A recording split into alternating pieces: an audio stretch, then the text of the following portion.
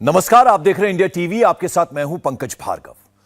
2 दिनों तक पूरी दुनिया को हेडलाइन देने के बाद भारत में G20 समिट संपन्न हो गया और इस समिट से भारत के लिए बहुत बड़ी सफलताएं निकली हैं। पूरी दुनिया की मीडिया में भारत की G20 की अध्यक्षता पर बड़े बड़े लेख लिखे जा रहे हैं, लेकिन इसके बावजूद देश का विपक्ष इसमें भी विरोध के स्वर खोज कर ले आया है। विपक्ष चाहता तो कम से कम भारत के नंबर 1 दुश्मन पाकिस्तान से ही सीख लेता। पाकिस्तान में फौज के इशारे पर चलने वाले मीडिया ने तो G20 की कवरेज पर चुप्पी साधी हुई है, लेकिन जिन्हें हकीकत समझ में आती है वो चीख चीख कर मोदी के गुणगान कर रहे हैं, मोदी को एक ग्लोबल लीडर बता रहे हैं, मोदी को चमत्कारी बताने में जुटे हैं, क्योंकि पाकिस्तान को पता है कि मोदी ने तो अपने दम पर चीन को पटखनी दे दी है। पाकिस्तान को तो मोदी कहीं गिनते ही नहीं है। इसीलिए पाकिस्तानियों ने एक बार फिर से पाकिस्तान में भी मोदी जैसे लीडर की डिमांड करनी शुरू कर दी है। ये रिपोर्ट देखिए।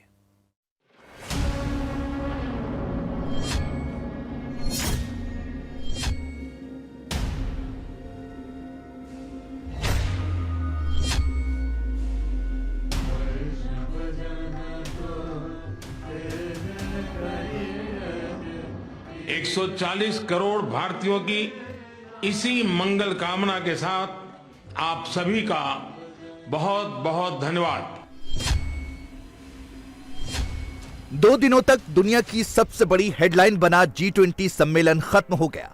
G20 समिट से मोदी कितना बड़ा ब्रांड बने और भारत को क्या मिला?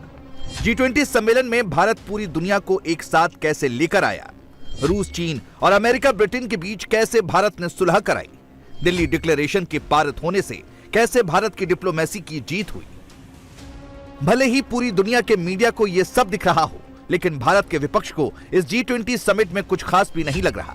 भारत के विपक्ष की माने तो ये G20 सम्मेलन पैसों की बर्बादी था। मोदी विरोध में आज विपक्ष देश का विरोध करने लगा। यकीन ना हो तो कांग्रेस पार्टी का ये ट्वीट देख लीजिए।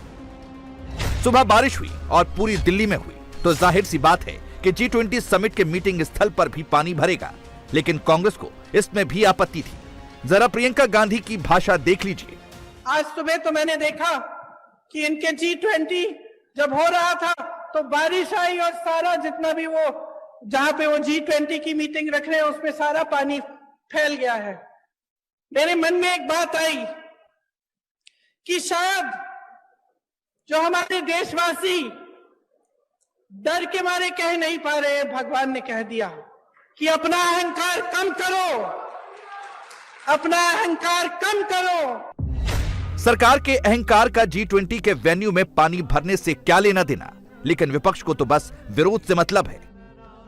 कुछ नहीं मिला तो बस G20 नेताओं को महात्मा गांधी की समाधि पर जाकर श्रद्धांजलि देने का ही मुद्दा बना लिया। कांग्रेस या विपक्ष का मोदी का विरोध करना समझ में आता है, उनका धर्म भी है मोदी का विरोध करना, लेकिन मोदी विरोध के नाम पर देश के खिलाफ बातें क्यों करना? G20 से कितना बड़ा आउटकम निकला है? भारत की डिप्लोमेसी की दुनिया तारीफ कर रही है। कम से कम विपक्ष सच्चाई तो स्वीकारे। अब तो ये सच्चाई भारत का नंबर 1 दुश्मन पाकिस्तान भी स्वीकार कर रहा है। यकीन ना हो तो गौर से सुनिए। जिस तरह से इस समिट को, जॉइंट रेजोल्यूशन को इंडियन डिप्लोमेसी ने हैंडल किया है, उसके नतीजे में हिंदुस्तान के प्राइम मिनिस्टर जनाब नरेंद्र मोदी को एक ग्लोबल लीडर की हैसियत से उभरने का मौका मिला। उनकी बड़ी ब्रांड डेवलपमेंट हुई। इस G20 की आज की जो मैं समझता हूँ सबसे बड़ी सिग्निफिकेंस जो अनाउंसमेंट है वो मैं समझता हूँ ये है कि Bharat is getting very close, inches away from the getting a permanent seat in United Nations security council. ये सुबह इंडिया के लिए कैसा चमकता हुआ और चढ़ता हुआ सूरज लेकर आई है। G20 की समिट ने ये साबित कर दिखाया है। पाकिस्तान ही नहीं, पूरी दुनिया की इंटरनेशनल मीडिया भारत के G20 सम्मेलन को बहुत बड़ा हिट और सफल बता रहा है, क्योंकि इस G20 समिट से बहुत कुछ ऐसा निकला है।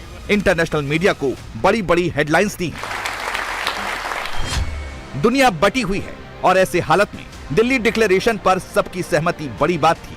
200 घंटे की बातचीत के बाद G20 का घोषणा पत्र तैयार हुआ, जो बहुत बड़ी सफलता है।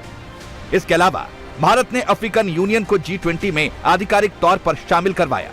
भारत ने ग्लोबल साउथ की प्राथमिकताओं का पूरी दुनिया को बता दिया। हम पूरा सहयोग देंगे और ये सब बिना प्रधानमंत्री मोदी की कूटनीति के संभव नहीं था।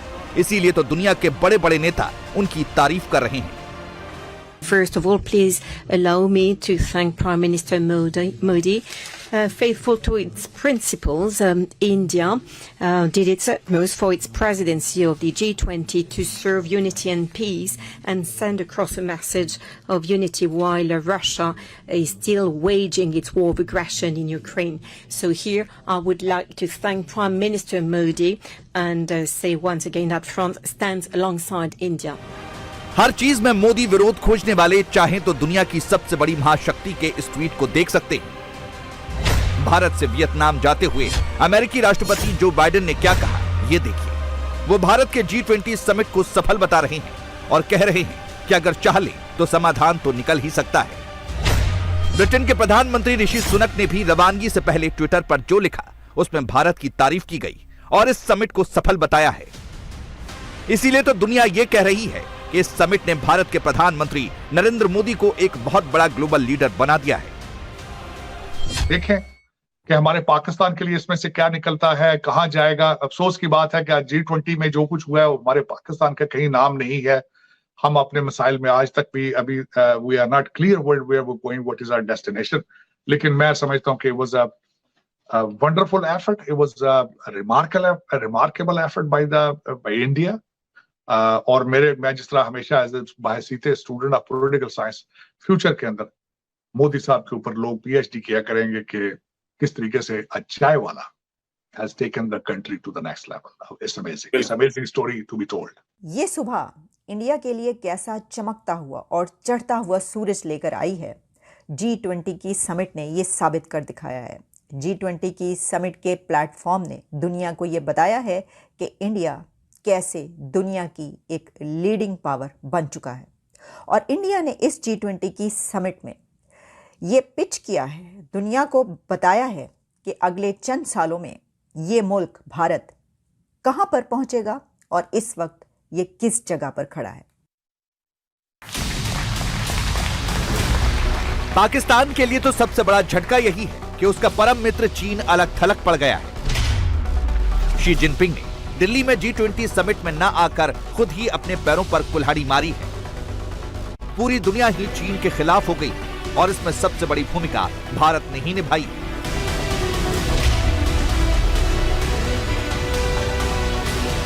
चीन को झटका देने के लिए Bharat middle east Europe economic corridor का ऐलान कर दिया गया है।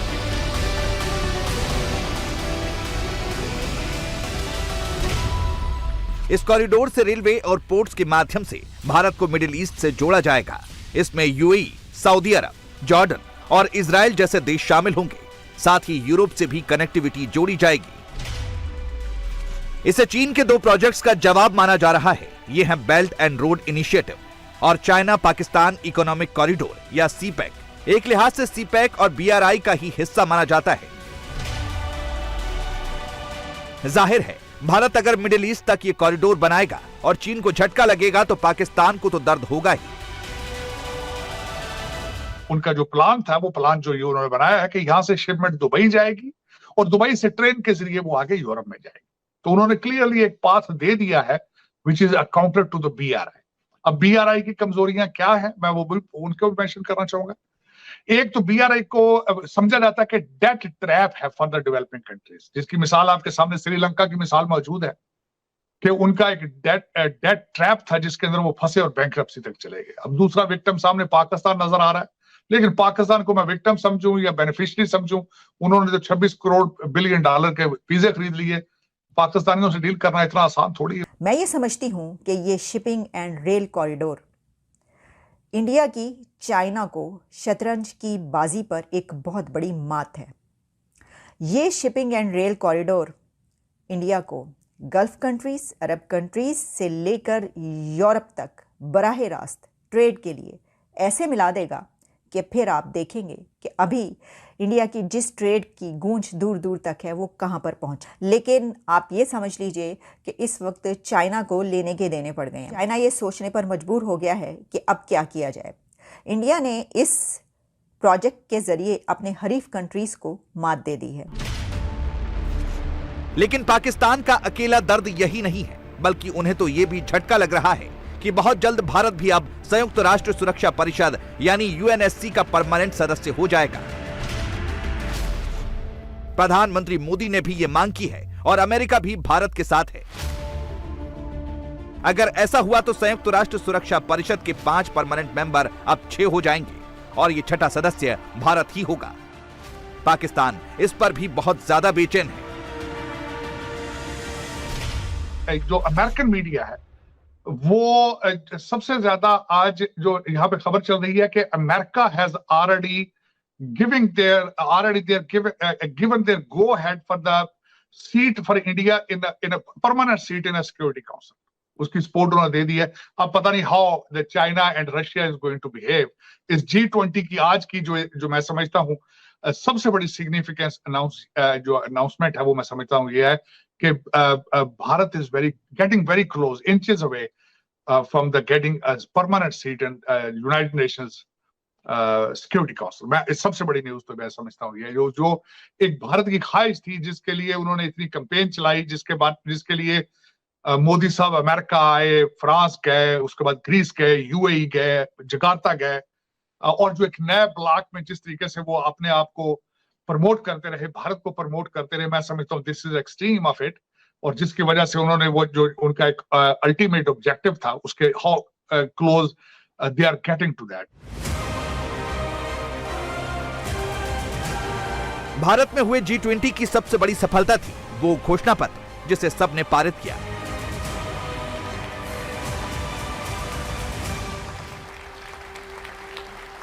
दुनिया के ये तमाम बड़े मुल्क रूस और यूक्रेन की वजह से 2 हिस्सों में बटे हुए हैं। इससे यही लग रहा था कि सम्मेलन के आखिरी दिन भी शायद संयुक्त घोषणा पत्र पर सहमति नहीं बनेगी, लेकिन यह मोदी की कूटनीतिक सफलता ही थी।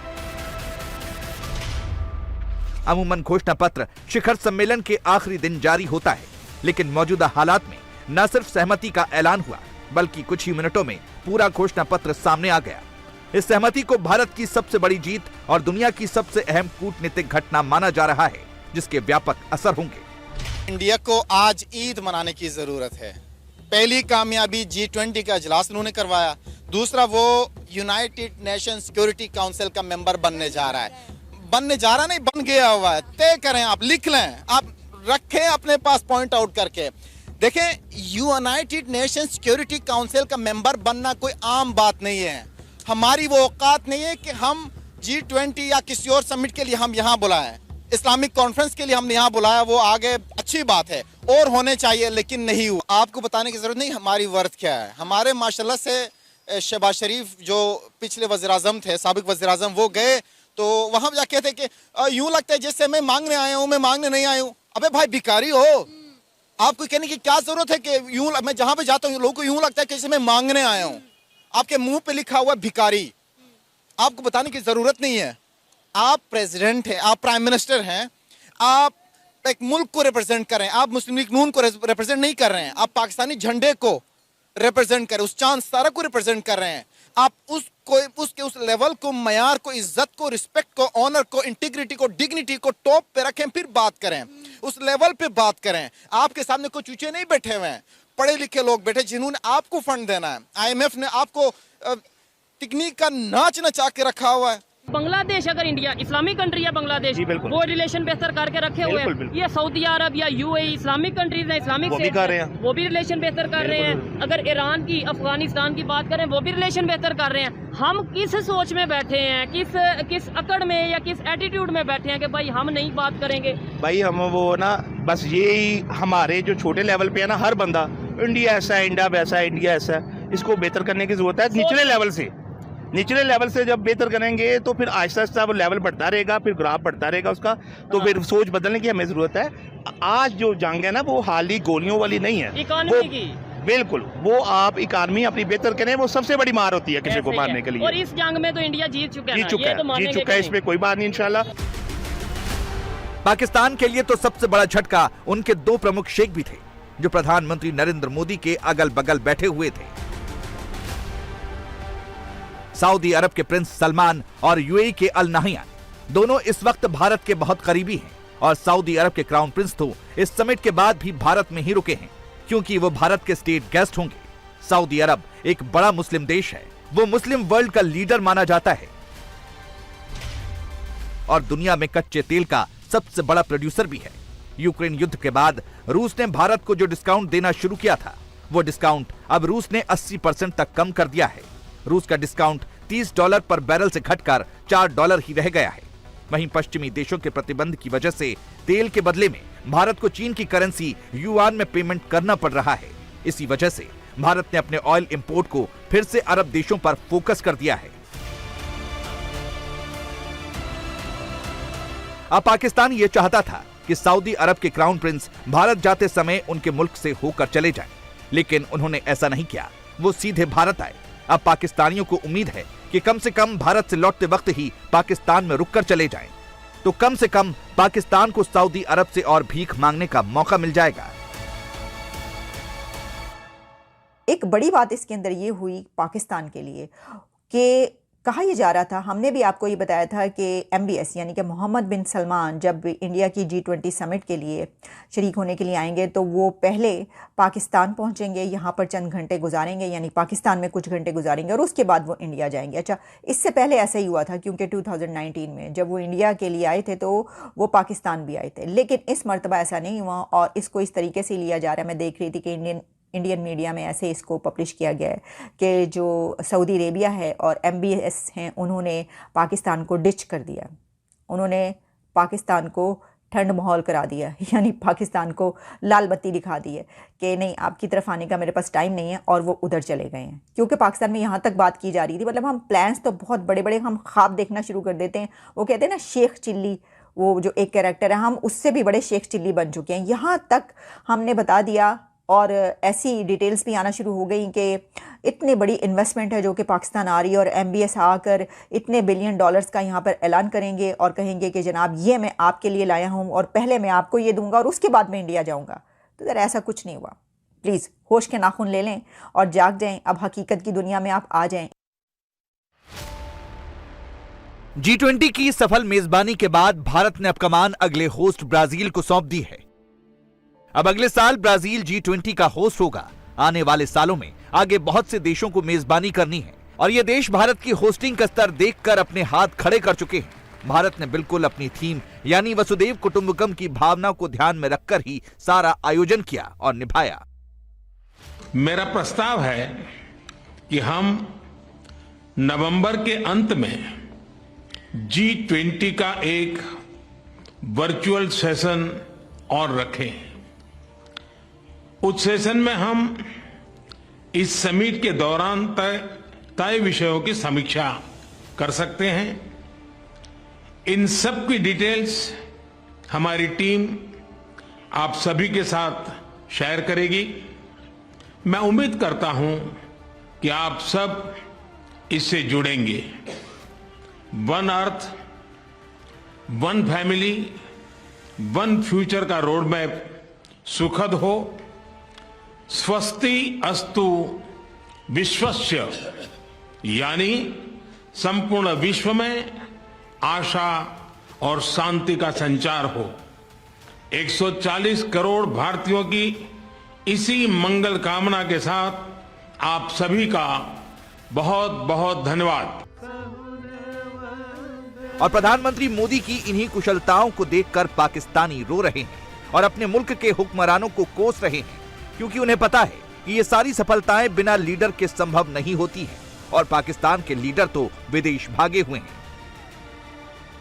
मोदी पे लोग ट्रस्ट करते हैं, ठीक है। उस ट्रस्ट की बेस पे जो है ना वो इंटरनेशनली किसी भी जगह पे कोई समिट करता है या G20 होगी, लोग इजलास में आते हैं, शिरकत करते हैं। खान साहब ने जो एक विजन बनाया था, इधर भी वैसे OIC हुई थी, शायद आपको पता होगा। वो हिंदू है, हाँ। वो हिंदुओं को आगे कर रहे हैं। सर मुझे बताएं, उधर तो मैं आपको बहुत से ऐसे नाम बता सकता हूँ, इवन प्रेसिडेंट रह चुके हैं इंडिया में जो उनसे मुस्लिम है। पाकिस्तान में मुझे कोई एक बताएं जो आप अभी खड़े खड़े बता दें कि हाँ यार ये देखो ये नॉन मुस्लिम है, हिंदू हो, सिख हो, ईसाई हो, कि भाई ये देखो ये इस अच्छी पोस्ट पे है। मुझे एक नाम बता दें, मैं आपको 10 नाम उधर से मैंने अभी बात की ना, पुलिस ने मुझे पकड़ लेना। Modi is a clever man, जी जी, ठीक है।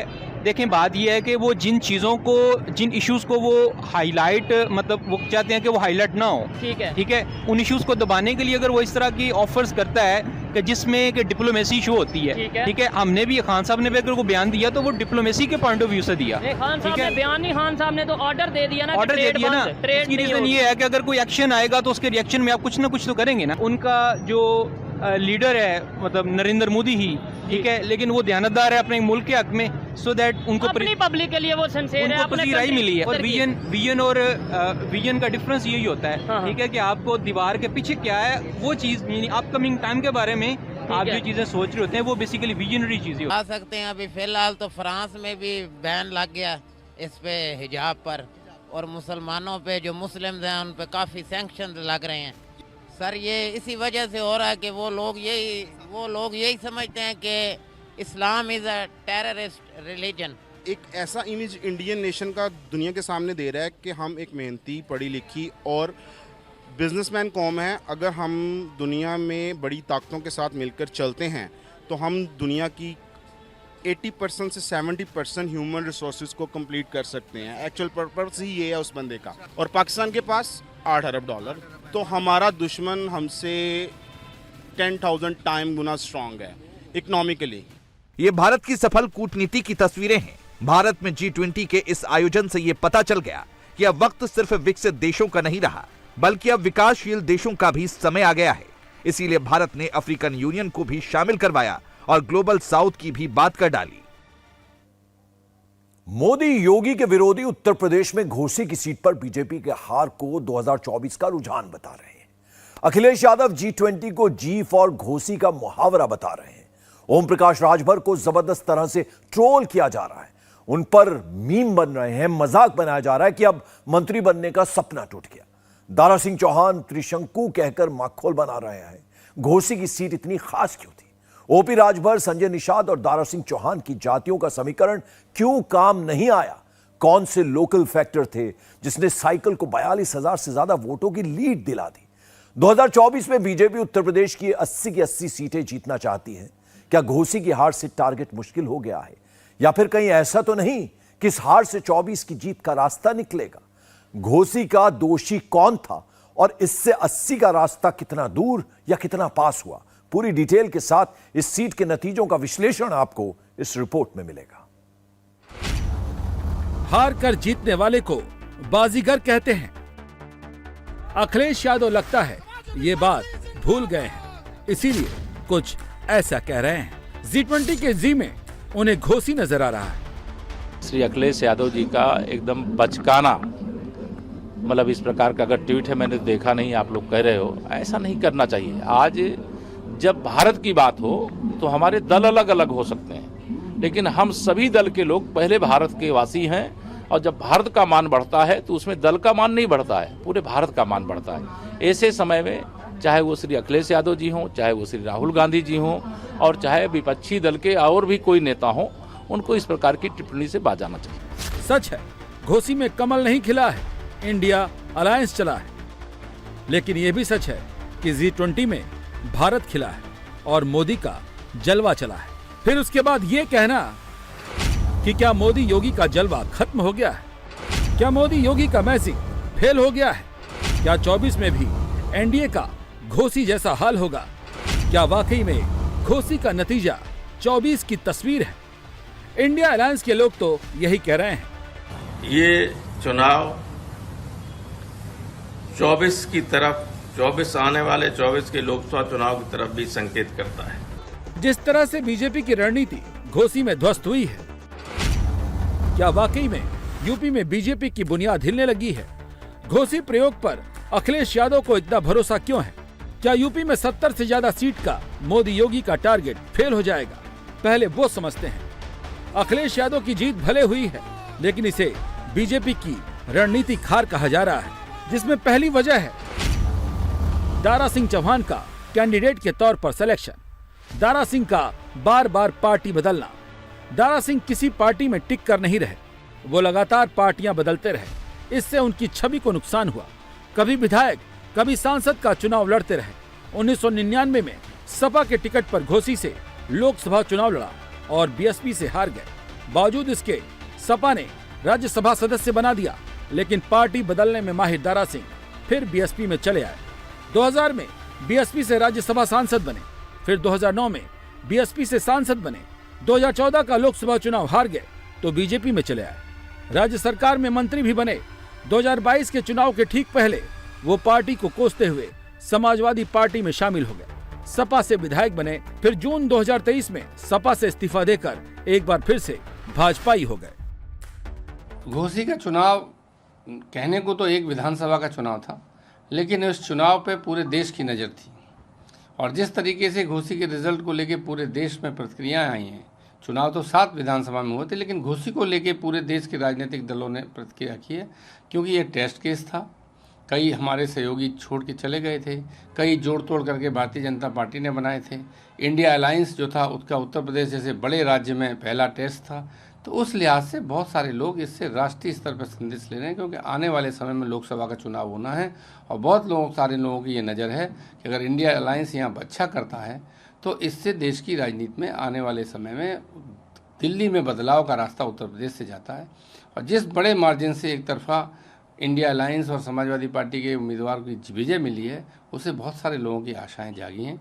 इसलिए राष्ट्रीय स्तर पर हर किसी की इस चुनाव पर नज़र थी। दारा सिंह चौहान की वापसी को लेकर लोगों में नाराजगी थी।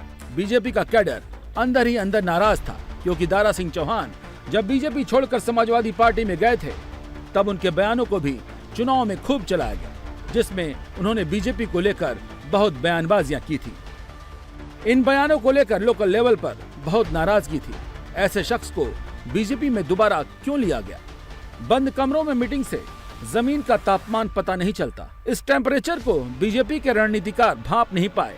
नतीजा ये हुआ कि लोकल कार्यकर्ताओं की नाराजगी थी। कहना यह था कि जो प्रत्याशी कुछ दिन पहले तक बीजेपी को कोस रहा था, महज 16 महीने बाद उसे बीजेपी अच्छी कैसे लगने लगी। और घोसी में दोबारा उपचुनाव की वजह दारा सिंह की बीजेपी में वापसी को माना गया, जिससे भारी संख्या में बीजेपी कार्यकर्ता भी नाराज हुए। कार्यकर्ताओं का तर्क था कि जिस प्रत्याशी के खिलाफ 16 महीने पहले प्रचार किया था, अब उन्हीं दारा सिंह के लिए जनता के बीच किस मुंह से वोट मांगने जाएंगे। दूसरा तर्क ये था कि जब इस तरह से दूसरे दलों से तोड़कर नेताओं को चुनाव लड़ाया जाएगा तो पार्टी के भूमिहार, राजभर, निषाद, कुर्मी, ठाकुर, ब्राह्मण और दलित नेताओं को मौका कब मिलेगा। शिवपाल यादव के साथ अखिलेश यादव और नवनिर्वाचित विधायक घोसी से सुधाकर सिंह का यहाँ पर पोस्टर लगाया गया है और शिवपाल यादव के लिए सफल रणनीतिकार लिखा गया है। जिस तरीके से शिवपाल यादव ने घोसी उपचुनाव में पूरी जो कमान है वो अपने हाथों में ले ली थी और समाजवादी पार्टी को जिताने का पूरा जिम्मा अपने ऊपर ले लिया था, वो निश्चित तौर पर उसमें कामयाब रहे, लिटमस टेस्ट में कामयाब रहे। और ये कहा जा रहा था कि 2024 के फाइनल से पहले ये सत्ता का सेमीफाइनल है घोसी उपचुनाव, उसमें फिलहाल समाजवादी पार्टी ने बाजी मार ली है। अब ये देखना दिलचस्प होगा कि भारतीय जनता पार्टी यानी कि एनडीए गठबंधन आने वाले दिनों में उत्तर प्रदेश के लिए किस रणनीति के साथ उतरता है। अखिलेश यादव भले कह रहे हैं एनडीए पर पीडीए यानी पिछड़ा, दलित, अल्पसंख्यक भारी पड़ गया। ये सच है, लेकिन ये भी सच है कि यहाँ नाराजगी योगी मोदी से नहीं है। नाराजगी गलत फैसले से है, दारा सिंह चौहान की वापसी से है। चुनाव में लोकल वर्सेज बाहरी भी चला है। सपा ने सुधाकर सिंह को लोकल बताकर वोट मांगा तो दारा सिंह चौहान पर बाहरी का लेवल चिपका। जितना सुधाकर सिंह लोगों से पर्सनली कनेक्ट हुए, दारा सिंह से घोसी के लोग कनेक्ट नहीं हुए। दूसरा, जातिगत वोट को भी ट्रांसफर नहीं करा पाए खुद दारा सिंह। ओम प्रकाश राजभर वोट, जबकि संजय निषाद वोट नहीं दिला पाए। मोटा मोटा आंकड़ा बता रहा है कि इतना ही नहीं, अगड़ी जातियों में ब्राह्मण, राजपूतों, भूमिहारों और वैश्यों ने भी सुधाकर सिंह को वोट दिया। ये बीजेपी के कोर वोटर माने जाते हैं। और हैरानी की बात तो ये हुई कि दलितों ने समाजवादी पार्टी को ही वोट दिया। घोसी का नतीजा अगर बीजेपी के लिए मंथन का विषय है तो मायावती के लिए भी ये चिंतन का विषय है, क्योंकि उन्होंने यहाँ से कोई कैंडिडेट नहीं उतारा था। जिस तरह से घोसी की जनता ने समाजवादी पार्टी का सपोर्ट करा है, हम एहसानमंद है पूरी जनता का। समाजवादी पार्टी और अखिलेश यादव जी के नेतृत्व में अब जो भी चुनाव होगा, हमें पूरी उम्मीद है कि आपको ऐसे ही रिजल्ट मिलेंगे। घोसी में भी पूरी कोशिश की गई समाजवादी पार्टी को हराने की, लेकिन जीत का अंतर इतना बड़ा था कि कुछ कर नहीं पाए। आगे भी ये शुरुआत इंडिया अलायंस की जीत की शुरू हुई है।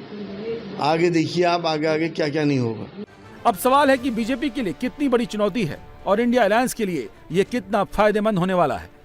क्या 24 में घोसी का ट्रेंड चलने वाला है? सबसे पहले बात इंडिया अलायंस की, जो घोसी के नतीजों में 24 की तस्वीर देख रही है।